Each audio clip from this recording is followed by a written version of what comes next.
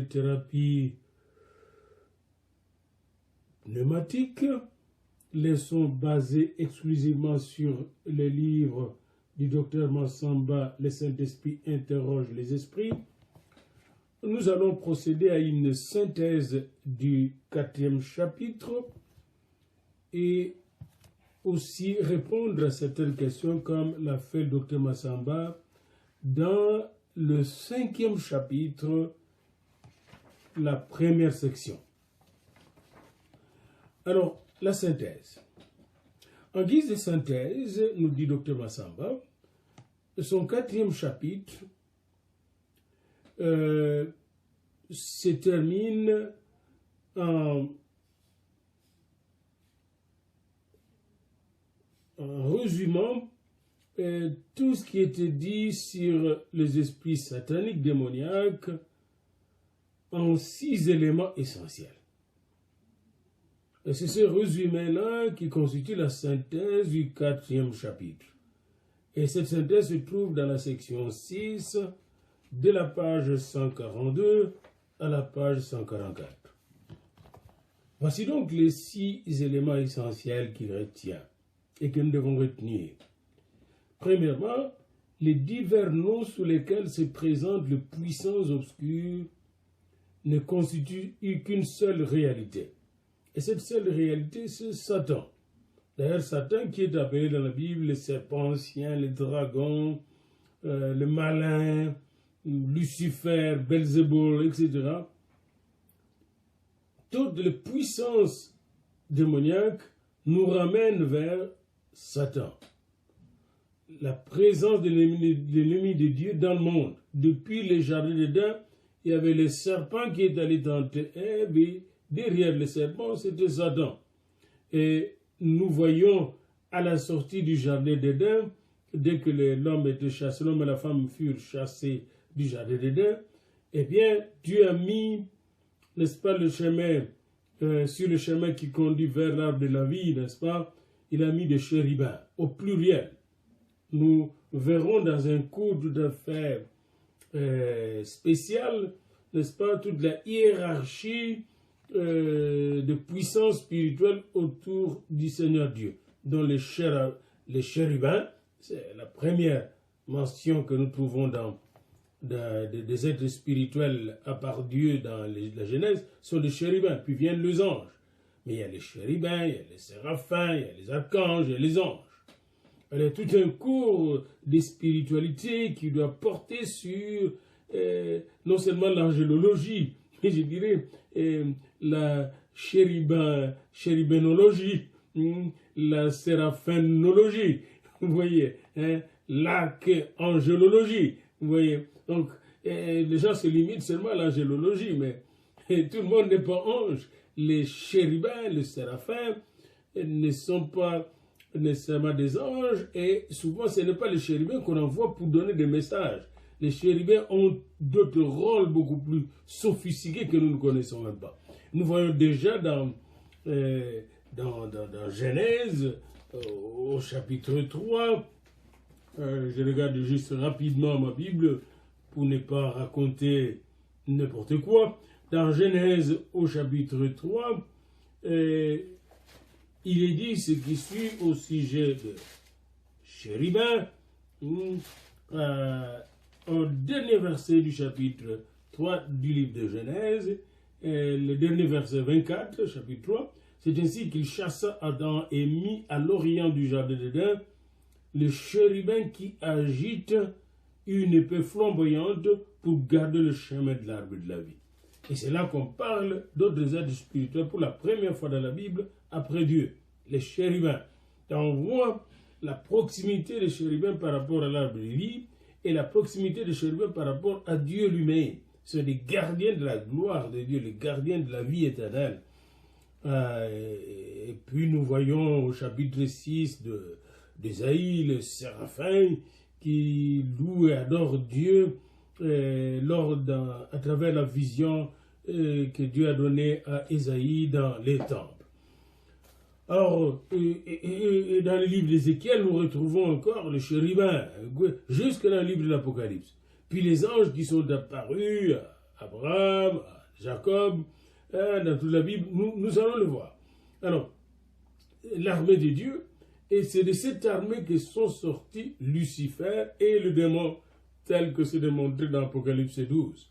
Alors, ces divers noms sous lesquels se présentent les puissances obscures, que ce soit les démons sexuels, les esprits impurs, n'est-ce pas, Belzébul, etc. Tous ces noms-là nous ramènent les dominations, les princes de ce monde de ténèbres, les esprits méchants dans le lieu céleste. Tout cela, tous ces noms nous ramènent vers Satan qui est leur maître. Et Satan est sous le contrôle de Dieu, par Jésus-Christ, sous l'autorité et l'onction du Saint-Esprit. Alors donc, ça c'est les divers noms. Ne vous perdez pas dans divers noms. Et les gens vont en inventer jusqu'à inventer les mamiwaté et tout ça. Ne vous perdez pas dans ces divers noms. Même quand dans Marc 5, j'étais intrigué un jour en lisant Marc 5, vous pouvez vite regarder cela, vous allez voir qu'il faut faire très attention aux divers noms. N'oubliez pas que souvent, ces noms-là, surtout quand ils nous sont donnés par le démon, les démons montent. Dans Marc 5, lorsque Jésus confronta les démons qui possédaient un homme qui restait dans le tombeau, qui résidait dans le tombeau, et Jésus disait à cet esprit, sort de cet homme, esprit impur. Et il lui demanda, quel est ton nom? Et qu'est-ce que l'esprit impur répondit? Légion est mon nom. Lui répondit, dit-il, car nous sommes plusieurs. Probablement que c'est le démon chef de tous les démons qui étaient là qui avait répondu, mais le nom qu'il a donné n'est pas un nom. Légion. Quand quelqu'un vous dit, vous parlez à un soldat, quel est ton nom? Armée ou bataillon. Vous voyez, c'est pas un nom. Il y a pas longtemps que je me suis rendu compte de cela, n'est-ce pas, du point de vue de nom là. Il n'a pas donné un nom. Et Jésus ne s'est pas occupé de lui demander encore quel est vraiment ton nom parce qu'il le connaissait. Il savait que c'était un menteur, un grand dribbleur, et il les a seulement chassé tous ces démons qui sont sortis et sont allés dans le pourceau, les petits cochons qui sont jetés dans la mer de Galilée. Bien-aimés dans le Seigneur, que le nom donc ne vous distraie pas. Parce qu'il y a beaucoup les démons de religion, les démons de famille, des enfants, etc. Ils se perdent dans tout ça. Ce sont tous des esprits démoniaques dirigés par Satan. Et leur place n'est pas dans nos vies, ni dans nos maisons. Leur place est dans les abîmes, pour attendre le jour de jugement, afin de jeter dans les lacs de feu, tel que décrit dans le livre de l'Apocalypse. Donc, première chose que nous devons retenir, et Dr Massamba a raison de dire, les divers noms sous lesquels se présentent les puissances obscures ne constituent qu'une seule réalité, c'est Satan. La présence de l'ennemi de Dieu dans le monde, porteur du mal, qu'il injecte dans le cœur les vies des êtres humains et de communautés. Même quand on parle de sorcellerie, ce sont des œuvres de Satan. Deuxième élément qu'il faut retenir, deuxième élément essentiel qu'il faut retenir de l'étude de démons dans la thérapie pneumatique du Dr Massamba, en révolte contre le Créateur, Satan, sous ses différentes manifestations, se cherche des alliés parmi les êtres humains de toute race. Et même, j'ai dit parmi même les animaux, parce qu'on voit dans les jardins d'Éden, il a utilisé le serpent. Vous voyez, il se cherche des alliés, comme il a cherché des alliés parmi les anges. Et quand Jésus était ici, il a voulu le corrompre, mais il n'a pas pu, à travers la tentation, la triple tentation, n'est-ce pas? Transforme, si le Fils de Dieu transforme ces pierres en pain. Saute depuis le haut du temple et les anges vont te prendre. Prosterne-toi et je vais te donner la domination sur le monde entier. Toutes ces trois tentations abordaient trois aspects de la vie. Transforme ce pain en vin. Ça, c'est la tentation au niveau biologique, au niveau de la chair. N'est-ce pas? La chair ici, biologique, la vie. On a besoin de pain, Jésus avait faim. Et souvent, des gens tombent en tentation parce qu'ils doivent satisfaire les besoins naturels, simples. Deuxième niveau de tentation, c'est psychologique. Hein, si tu sautes ici, les anges vont te prendre. Et les gens vont dire, hey, regardez comment cet homme... Et quoi? C'est le niveau psychologique, l'orgueil. Et troisième tentation, c'est au niveau du spirituel, l'idolâtrie. Beaucoup de gens ont adoré le démon et Satan pour avoir le pouvoir. C'est le niveau spirituel. Vous voyez, pour être grand, glorieux, avoir la gloire. Vous voyez, dans la triple, les triples tentations visent les trois domaines que nous sommes. Les domaines du corps, la chair, les domaines de l'âme, psyché, et les domaines spirituels. Nous sommes corps, âme et esprit. Donc, il voulait avoir totalement Jésus. Voyez-vous? Et c'est très important de savoir que Satan ne veut pas seulement une partie de toi. Il veut avoir tout l'être de la personne. Comme le sorcier n'est pas seulement sorcier dans son esprit. Il est dans son corps, il a donné son corps à Satan. Il est dans son âme, il a vendu son âme à Satan. Il est dans son esprit est aveuglé par Satan. La même chose pour les démons qui le suivent, n'est-ce pas? Et ils cherchent à venir trouver des alliés corporels, des alliés psychiques et des alliés spirituels parmi les hommes. Et c'est très important de savoir que à travers les différentes sortes de gouvernements, Satan essaie d'agir. C'est pourquoi il essaie de contrôler des nations entières. Vous avez ça dans le livre de Daniel. Quand vous allez au chapitre 10 du livre de Daniel, on parle de chef de Perse qui a résisté à l'ange. Puis l'ange Gabriel parle aussi de chef de Java, de Grèce. Ce sont des chefs spirituels qui dirigeaient ces royaumes-là et qui connaissent diriger les différents royaumes de la terre. Et eux s'associent à des alliés humains. Ils ont des alliances sophistiquées avec les autres. C'est pourquoi beaucoup de chefs d'État, de ministres, etc., de gouverneurs pratiquent les sciences occultes. C'est aussi simple que ça. Alors Massamba dit, Satan désire domestiquer les hommes, des femmes en tant qu'individus et groupes, des objets, des animaux et des institutions sociopolitiques et économiques. J'aime son mot qu'il désire domestiquer, la domestication satanique. Il désire domestiquer des événements historiques de peuples du monde. Hein, on va dire l'indépendance a eu lieu parce que les esprits des ancêtres ont fait. Oui, on démonise un événement qui est pourtant un événement historique. Il démonise Satan de courant, satanise de courants spirituels et idéologiques. Il va jusqu'à sataniser l'Église et créer des églises de Satan. Satan veut domestiquer de peuples du monde, des courants spirituels et idéologiques, pour qu'ils deviennent ses propriétés afin de ne pas périr seul à la fin de temps, quand Dieu le vaincra pour, comme le déclare l'Écriture sainte dans Apocalypse 27:10, cité par le docteur Massamba à la page 142.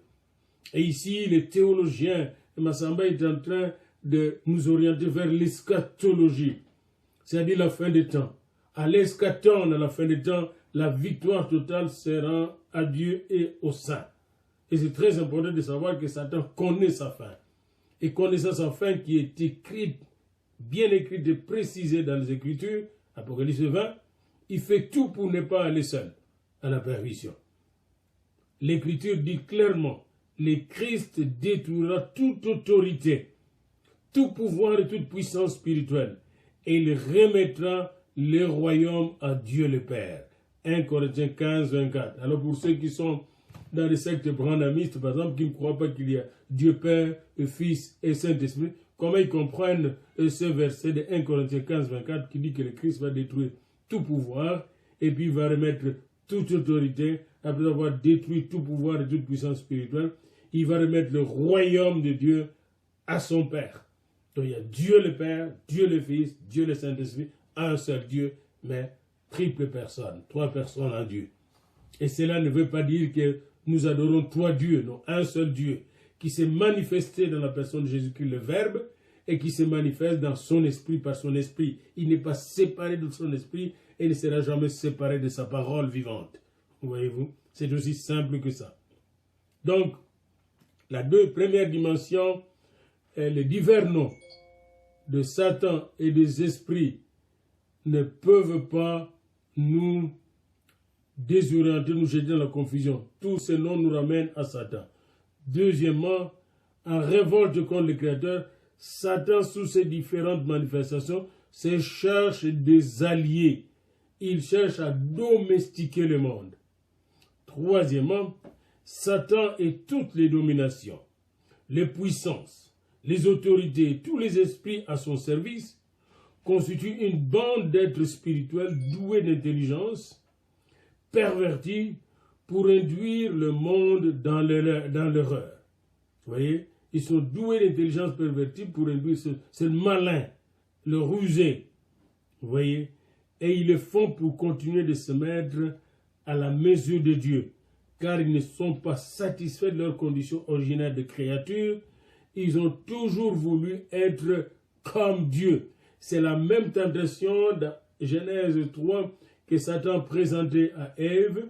Le jour que vous mangerez de ce fruit, vous serez comme Dieu, dans la connaissance du bien et du mal. Et lisez bien 1 Jean 4, 3, et puis Apocalypse 16, 13, 18, 2. 1 Jean 4, 3. Et c'est très important toujours d'avoir les Écritures sous vos yeux. Et n'oubliez pas que l'Esprit parle au travers des Écritures. 1 Jean, épître de Jean, première lettre de Jean au chapitre 4, verset 3. Il nous est dit, et tout esprit qui ne se déclare pas publiquement pour Jésus n'est pas de Dieu. Un jour, j'étais à Kinshasa, je pense, pendant les années, en 79, je suis allé avec le frère Poutou et ma famille et visiter une femme d'affaires non loin du Pont-Gabu et qui était torturée par des esprits et à qui le magicien, le féticheur demandait une Mercedes qu'elle voulait bien donner, mais elle paniquait. Nous sommes arrivés là et la femme disait qu'elle était chrétienne, qu'elle avait peur, etc. parce qu'elle est allée chercher une protection pour un problème chez le magicien et le magicien lui a dit que le magicien lui dira que lui et donc le magicien lui dit que le magicien disant que j'ai tout fait pour te protéger, pour que tu aies tout ce que tu as comme richesse, et maintenant tu dois me donner telle chose et c'était difficile, et la Mercedes. Je ne dis pas telle chose, quelle de ces choses. Alors, il nous a appelés chez elle, et nous sommes allés, c'est le frère Poutou, le pasteur Poutou, Jacques, qui était avec moi, et toujours il avait sa guitare, nous on chantait, Dieu siégeant au milieu de louanges, pendant qu'on chantait, souvent Dieu a nous accordé de délivrer des gens qui étaient enchaînés par l'ennemi. Alors quand nous étions là, nous avons demandé à la femme de prier avec nous, et pendant qu'on priait, elle disait toujours Nzambe, Dieu, jamais le nom de Jésus. Voilà ce qui m'amène à donner cette licence. Parce qu'ici, dans 1 Jean 4, 3, il est dit, et tout esprit qui ne se déclare pas publiquement pour Jésus n'est pas de Dieu, c'est celui de l'Antéchrist. Alors j'ai dit à cette maman, arrêtez de prier et dis le nom de Jésus, dis seulement Jésus. Quand elle a essayé de dire, elle ne parvenait pas, elle est tombée et un autre esprit s'est mis à parler. Et c'est à ce moment-là que je vais lier, chasser cet esprit, le faire sortir, et là elle était délivrée, elle commençait à éclater de joie et à louer le nom de Jésus. Voilà, c'était une démonstration tout à fait tangible de la puissance du nom de Jésus, n'est-ce pas? Une démonstration tangible de la puissance du nom de Jésus, hein, face aux démons. Alors c'est très important de savoir que toutes les dominations, les puissances, les autorités, tous les esprits à son service constituent une bande d'êtres spirituels, une armée d'êtres spirituels, doués d'une intelligence pervertie pour induire le monde dans l'erreur. Ils font tout pour divertir les gens, les éloigner du Seigneur Jésus. Ils vont parler de Dieu, il existe plusieurs dieux, mais il n'y a qu'un seul Jésus. Et Jésus est le chemin qui conduit vers le vrai Dieu. Je suis le chemin, la vérité et la vie, Jean 14, 6. Nul ne vient au Père que par moi. Nul ne vient au Père que par moi. Depuis que Jésus s'est révélé, il nous a donné le chemin qui conduit à la vérité et à la vie éternelle. Et beaucoup de gens sont possédés parce qu'ils nient Jésus. La première chose que Satan va faire, c'est que tu nies Jésus. Et vous allez voir que Satan est à la fois avec les athées et avec les ultra-chrétiens ou les ultra-religieux. Donc c'est la troisième dimension essentielle que nous devons retenir, le troisième élément essentiel.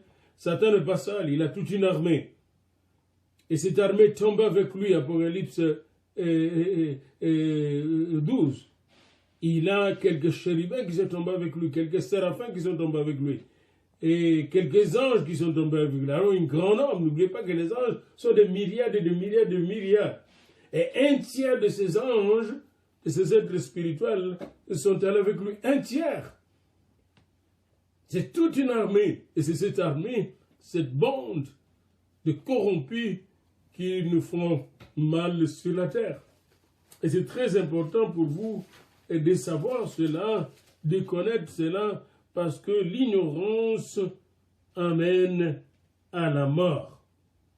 Et tous ces esprits sont dirigés par trois esprits. Et je suis content que Dr Massamba cite Apocalypse 16, 13, n'est-ce pas, à la page 142.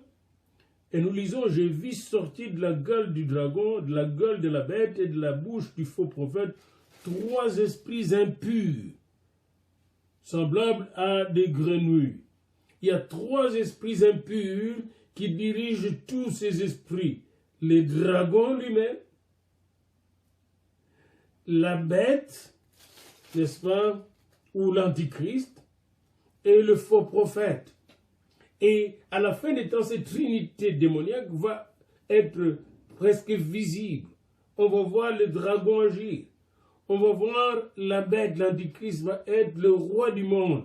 Il va dominer dans le monde entier. Tous les rois vont lui faire allégeance.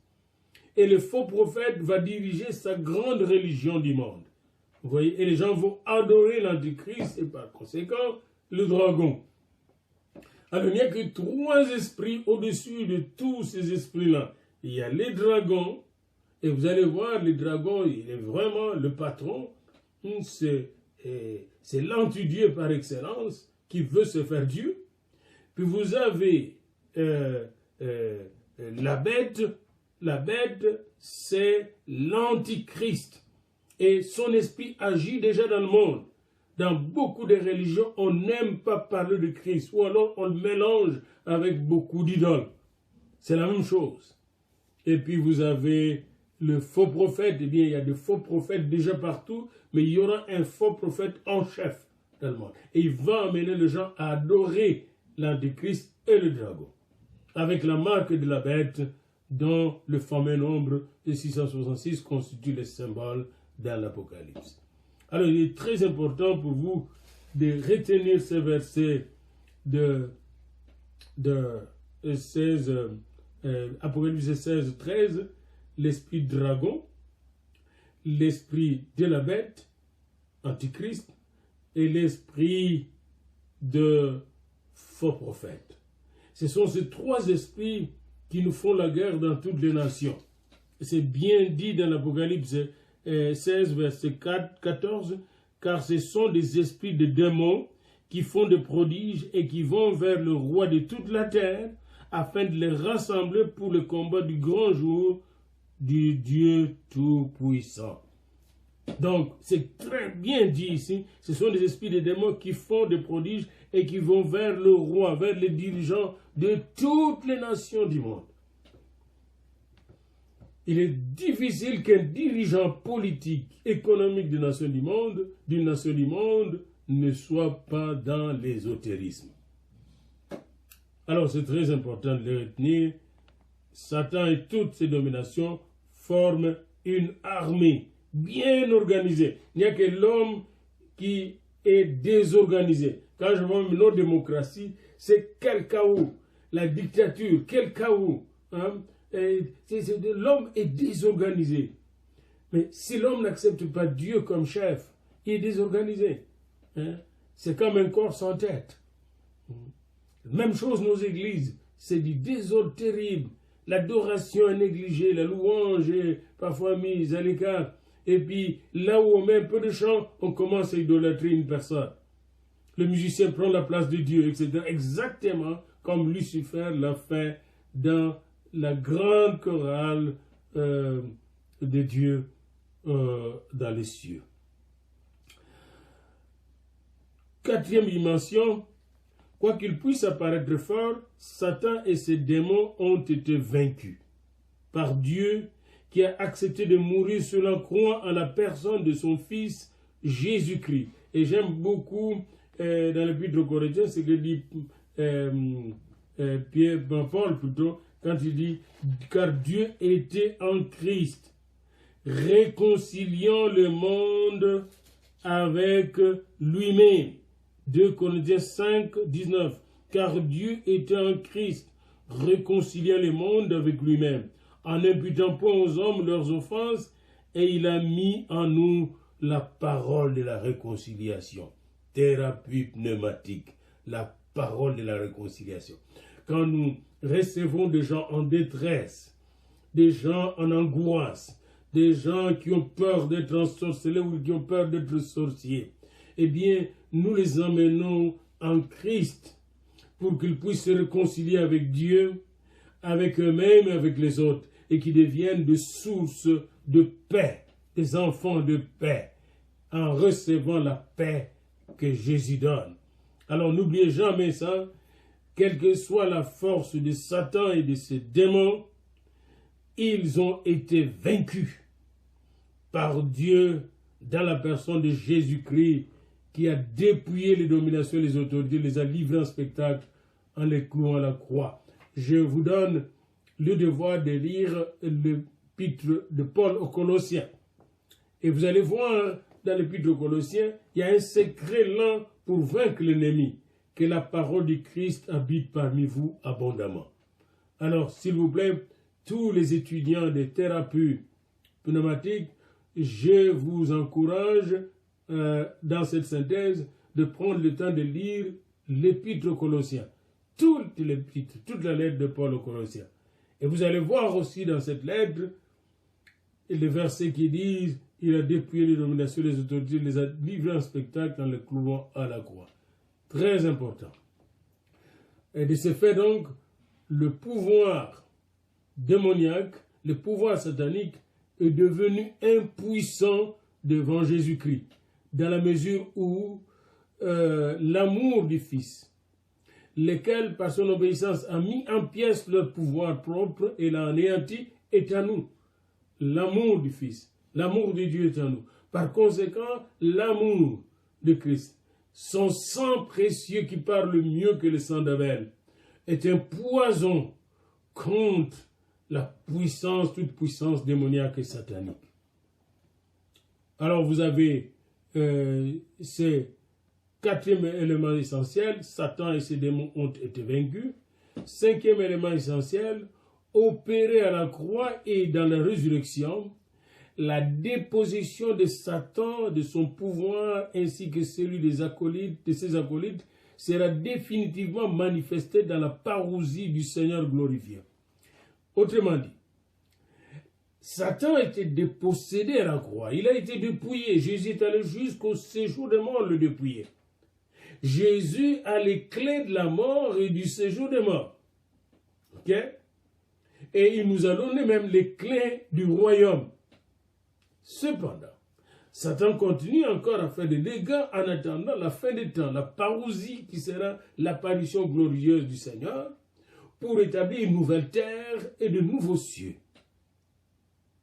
Alors, quand bien même il semble être fort aujourd'hui, nous devons savoir que sa fin est bien fixée, déclarée, et à la fin du temps, eh bien, ce sera la fin de l'ennemi mortel avec ses armées.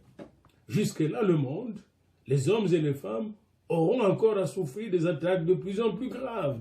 Plus nous avançons vers la fin des temps, les attaques des principautés, de domination, des ténèbres, des autorités spirituelles corrompues deviendront de plus en plus grandes. Plus nous avançons vers la fin des temps, jusqu'au régime de l'Antichrist, qui sera un régime de fer, un régime vraiment de tourment. Mais après les 7 ans de tribulation, la gloire de Dieu va se manifester. La victoire de Jésus sera manifeste physiquement, socialement, économiquement, politiquement et pas seulement spirituellement. Quand il reviendra, il ne viendra pas comme le petit enfant de Bethléem. Donc les attaques de Satan continuent. Cependant, la victoire finale sera manifestée, totalement manifestée, pleinement manifestée à la parousie. 6e élément, l'attaque des principautés, qui n'ont plus d'autre avenir que l'éternelle damnation, condamnation, se concentre désormais sur l'Église et sur ses membres qui sont destinés par Dieu à la vie éternelle. Ces principautés ont attaqué Israël, l'ont démoli littéralement et l'ont éloigné de Dieu. Et maintenant, Dieu a créé l'Église. Vous voyez? Et ce n'est pas pour rien que Jésus a dit dans Matthieu 16, lorsque Pierre avait dit qu'il est le Christ, le Fils de Dieu, béni éternellement, Jésus lui a dit, après cette confession, tu es le Christ, le Fils de Dieu vivant, Jésus reprenant la parole lui dit, tu es heureux, Simon, fils de Jonas, car ce ne sont pas la chair ni le sang qui t'ont révélé cela, mais c'est mon Père. Ce ne sont pas la chair et le sang qui t'ont révélé cela, mais c'est mon Père qui est dans les cieux. Et moi je te dis que tu es Pierre, et que sur cette pierre, je bâtirai mon église, et que les portes du séjour des morts,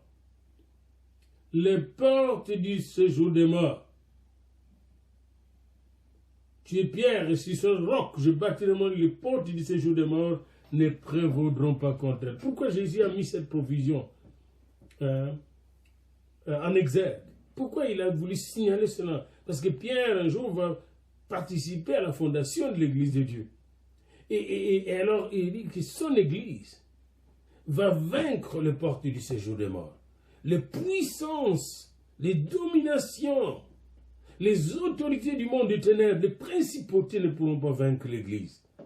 Parce que Jésus savait que l'Église allait subir, comme maintenant nous voyons, les divisions dans l'Église, des querelles dans les églises, les fausses doctrines dans l'Église, les fausses prophéties dans les églises, tous ces chaos. Eh bien, la parole de Dieu nous dit que toutes ces forces ne vont pas vaincre l'Église de Dieu. Et c'est très important de le savoir. Il est donc urgent que les membres d'Église, sachant qu'ils sont attaqués, de former une armée de combattants et de thérapeutes pneumatiques, de combattants de l'esprit. Ils doivent s'opposer farouchement aux esprits impurs et s'abstenir aux pratiques occultes, s'éloigner de tout occultisme. Et c'est Massamba qui le dit ici. Et en ce moment-là, nous allons manifester la gloire de Dieu. Nous devons donc, dit, en tant que rachetés de Jésus-Christ, le ressuscité, faire de ce glorieux message du Nouveau Testament, et je donne, Christ a triomphé de puissance des ténèbres, quiconque l'invoque avec sincérité et qui est attaché à sa personne sera épargné et délivré de la possession démoniaque, Colossiens 21, 5, 1 Jean 3, 8, Actes 10, 13, Romains 10, 13, car en effet, Christ est venu accomplir la volonté de Dieu, d'être seul celui qui délivre et qui apporte à l'humanité la plénitude de la vie. Ésaïe 61, 1 à 2, Luc 4, 18, Jean 10, 10. Qu'il en soit ainsi, Seigneur Jésus, Amen, et permets-nous d'exprimer notre foi dans la profondeur de la reconnaissance de l'amour. Nous croyons en un seul Dieu, le Père, le Tout-Puissant, Créateur du ciel et de la terre, de toutes les choses visibles et invisibles.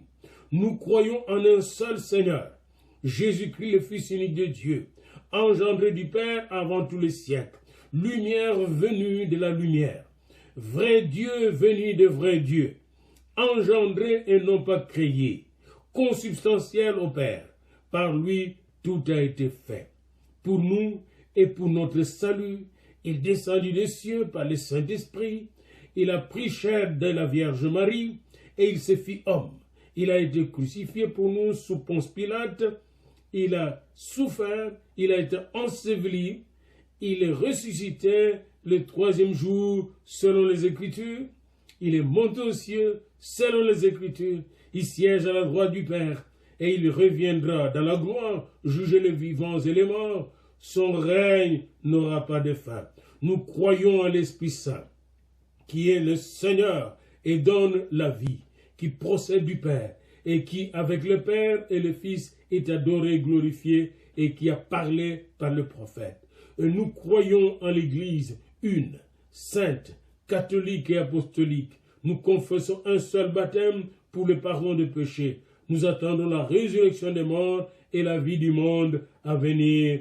Amen. Nous savons que Satan existe, que les démons sillonnent nos cités, qu'ils dévastent les vies humaines, mais notre foi n'est pas en eux. Nous croyons en toi seul, Jésus, comme tu t'es révélé dans l'Écriture sainte. Dieu le Père, Dieu le Fils, Dieu le Saint-Esprit, un seul Dieu saint qui régnera dans l'éternité au nom de Jésus. Amen. Eh bien, nous arrêtons aussi cette leçon 13. Nous n'allons pas aborder les différentes questions dans cette leçon. Dans la leçon 14, nous allons aborder différentes questions et donner différentes réponses sur Satan et les esprits. Alors, retenons donc cette synthèse des 6 éléments essentiels dans notre combat spirituel. Premièrement, les divers noms de Satan et des démons ramènent à un seul ennemi, Satan, les dragons. Deuxièmement, en révolte contre son créateur, Satan, sous ses différentes manifestations, se cherche des alliés parmi les humains et les êtres qui existent dans l'univers.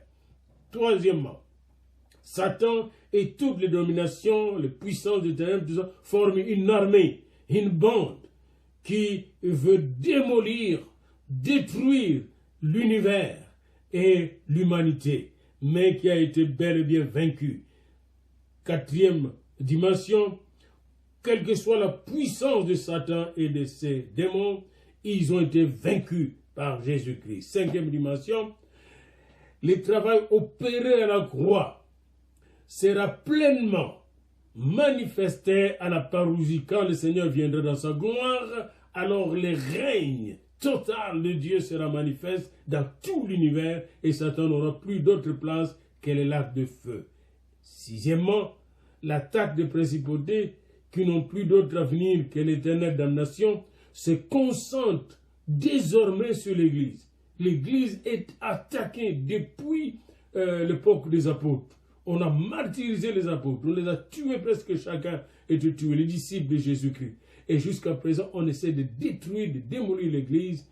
Mais n'oubliez pas ce que Jésus a dit, les portes du séjour des morts ne prévaudront pas contre l'Église du Seigneur, parce que c'est le Seigneur lui-même qui a la tête, il est l'invaincu, il est le Tout-Puissant, ce qu'il dit arrive et il ne craint aucune autre puissance sur la terre, sous la terre et dans tout l'univers. Il est le Seigneur des Seigneurs, le Roi des Rois, l'Alpha.